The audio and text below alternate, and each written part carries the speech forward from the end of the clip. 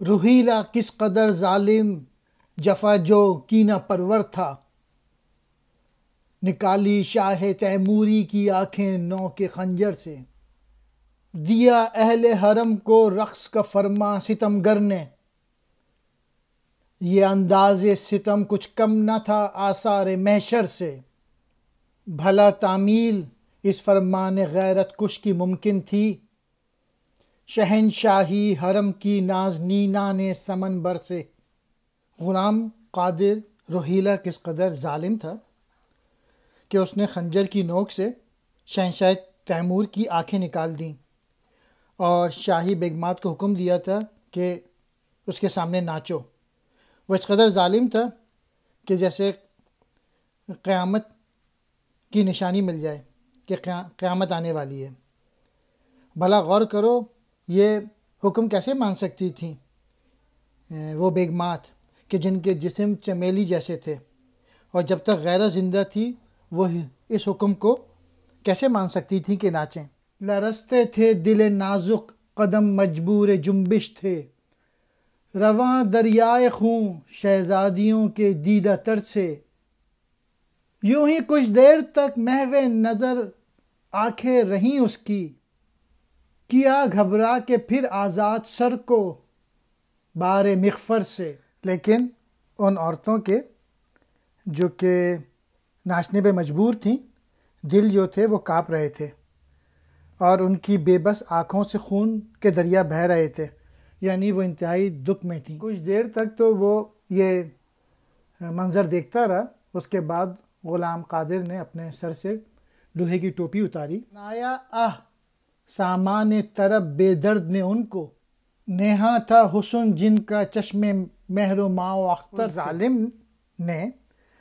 ان کو اپنا عیش و عشرت کا سامان بنا لیا، ان عورتوں کو، اور جن کا جو حسن جو تھا وہ کبھی سورج چاند و ستاروں نے بھی نہ دیکھا تھا۔ کمر سے اٹھ کے تیغ جاں ستاں آتش فشاں کھولی، سبق آموز تابانی ہوں انجم جس کے جوہر سے، رکھا خنجر کو آگے اور پھر کچھ سوچ کر لیٹا، تقاضا کر رہی تھی نیند گویا چشم احمر سے، بجھائے خواب کے پانی نے اغر اس کی آنکھوں کے، نظر شرما گئی ظالم کی درد انگیز منظر سے۔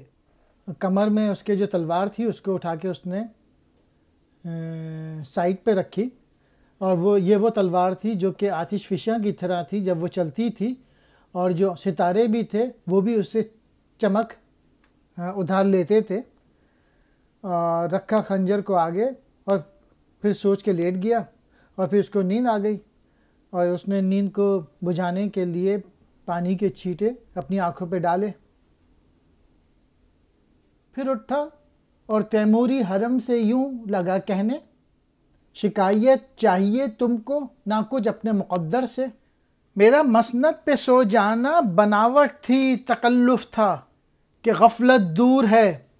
شان صف آریان لشکر سے۔ پھر وہ اٹھا اور اس نے تیموریوں کی جو عورتیں تھیں ان سے کہنے لگا کہ تمہیں جو شکایت ہے وہ اپنے تقدیر سے شکایت کرنے کی ضرورت نہیں ہے، میں سویا نہیں تھا، میں تو بس دکھاوا کر رہا تھا سونے کا، جو لوگ جنگوں میں ہوتے ہیں وہ غافل نہیں ہوتے، یعنی وہ ایکٹنگ کر رہا تھا سونے کی۔ یہ مقصد تھا میرا اس سے کوئی تیمور کی بیٹی مجھے غافل سمجھ کر مار ڈالے میرے خنجر سے، مگر یہ راز آخر کھل گیا سارے زمانے پر، حمیت نام ہے جس کا گئی تیمور کے گھر سے۔ میرا مقصد تھا کہ تیمور خاندان کی کوئی شہزادی اٹھے اور مجھے سوتا پا کر تلوار اٹھائے اور قتل کر دے،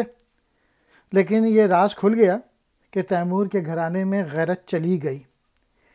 عزت نام کی اب کوئی چیز باقی نہیں ہے، ورنہ کوئی بھی شہزادی اپنی جان پر کھیل کے مجھے مارنے کی کوشش کرتی۔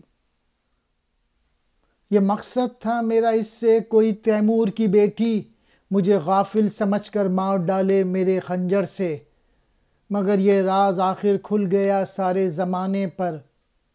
حمیت نام ہے جس کا گئی تیمور کے گھر سے۔ میرا مقصد تھا کہ تیمور خاندان کی کوئی شہزادی اٹھے اور